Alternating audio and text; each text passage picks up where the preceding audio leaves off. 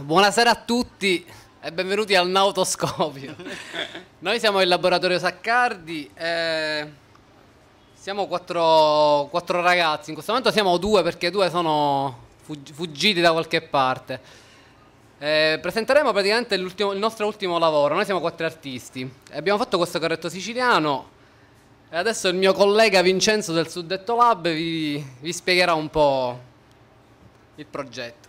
Questo progetto è il nostro ultimo progetto, realizzato praticamente un paio di mesi fa, ha avuto il suo culmine in una mostra a Roma, in una galleria che si chiama Z2O, gestita da Sara Zanin. In realtà si tratta della realizzazione appunto di un carretto siciliano, però è un carretto particolare perché in genere i carretti siciliani hanno a che fare con la tradizione popolare, raccontano soltanto le storie epiche dei paladini. Noi abbiamo deciso in realtà di raccontare le stragi di mafia che ci sono stati negli ultimi anni in Sicilia praticamente. Stragi che non sono solo siciliane ma sono italiane, appartengono a tutta l'Italia e questa è una cosa da sottolineare perché di solito vengono molto associate alla Sicilia.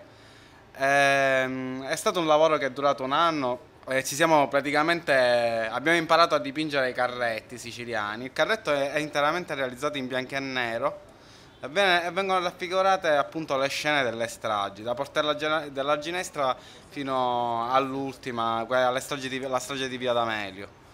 Comunque questo è un lavoro che fa parte della nostra poetica. Noi di solito lavoriamo molto sull'ironia nell'arte. In questo caso abbiamo deciso di, tra virgolette, impegnarci di più, anche dal punto di vista politico, anche perché abbiamo notato che negli ultimi anni, soprattutto nell'arte contemporanea, è un po' sparita questa cosa di impegno politico, comunque di raccontare una certa storia d'Italia che si tiene nascosta. E quindi noi abbiamo deciso di affrontare questo lavoro in un museo, nel Museo del Carretto siciliano. È un museo etnoantropologico, siamo stati anche aiutati da gente esperta. Il carretto è stato interamente realizzato a Palazzo Dumal, un museo molto bello che vi consiglio di vedere, che si trova a Terrasini. In cambio noi abbiamo offerto al museo, perché ci ha ospitato per circa 6 mesi,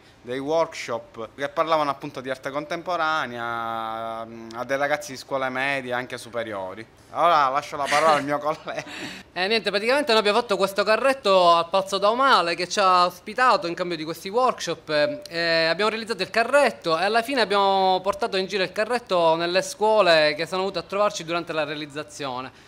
Come diceva Vincenzo, il carretto è un carretto particolare perché innanzitutto è il primo carretto in bianco e nero che esiste, penso, nella storia siciliana. E poi sono raffigurate le stragi e quindi avvenimenti diversi dal solito rappresentare tipico dei carretti siciliani.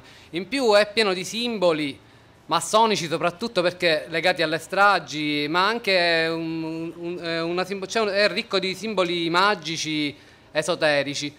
Appunto per sottolineare che appunto queste stragi hanno un sacco di misterioso e di oscuro. Il carretto in questo momento è a Roma. Speriamo noi di portarlo a Palermo e che rimanga qui, perché essendo un carro è un'opera itinerante. I carretti in genere raccontavano delle storie, quindi andavano in giro e divulgavano un po' la storia siciliana o comunque la storia di diversi avvenimenti storici. Questo noi lo vorremmo riproporre in Sicilia, a Palermo, e vorremmo portarlo qui per utilizzarlo sempre più. Comunque qua ci sono anche delle immagini dell'interno del carretto, ci sono i Beati Paoli. Poi abbiamo tenuto a fare un omaggio un po' alla letteratura siciliana. Abbiamo messo un po' i poeti e gli scrittori perché volevamo dare un'immagine anche positiva della Sicilia. Non solo raccontare storie tristi e brutte che di solito vengono esaltate dai media. Quindi abbiamo raccontato anche una Sicilia tra virgolette positiva, creativa. E questo era quello che ci interessava. Poi è un carretto figurativo, ovviamente, perché i carretti erano figurativi. Noi abbiamo questo tipo di pittura che tende molto al racconto, è meno ironico e più sarcastico, diciamo, il carretto, del genere di cose che facciamo di solito. Perché appunto l'arte contemporanea è diventata una cosa molto leziosa, soprattutto quella italiana negli ultimi anni. È una cosa, diciamo, che oserei definire anche manierista, è un po' stucchevole. E noi abbiamo cercato di dare questa impronta, diciamo, rustica. Infatti è stata portata in giro con una mula, abbiamo avuto anche un rapporto, un rapporto di amicizia con il ragazzo che ci ha presentato, che ci ha prestato la mula, un veterinario con cui ci siamo divertiti. È stata insomma un'esperienza veramente totale di arte da tutti i punti di vista, anche umana, che ci ha insegnato molto. Chiaramente è difficile spiegare un'opera così complessa perché il carro ha un sacco di particolarità nella struttura, nella composizione, ma anche nell'iconografia. Abbiamo inserito i personaggi che più ci rappresentano, comunque a cui noi siamo legati particolarmente. C'è Rosa Balistreri, Lucio Piccolo, Giovanni Verga, Luigi Pirandello. Il carretto all'esterno nei mascidari, che sono i laterali al carretto, ci sono le stragi, comunque gli avvenimenti più importanti. All'interno ci sono i poeti e altri personaggi, tra cui Frank Zappa, che è andato a Partinico, il luogo in cui noi abbiamo acquistato il carretto.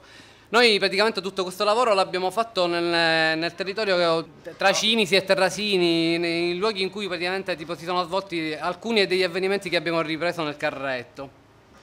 E poi praticamente abbiamo conosciuto un sacco di persone interessanti, tra cui Giovanni Impastato, con cui abbiamo in progetto una collaborazione, si spera a breve.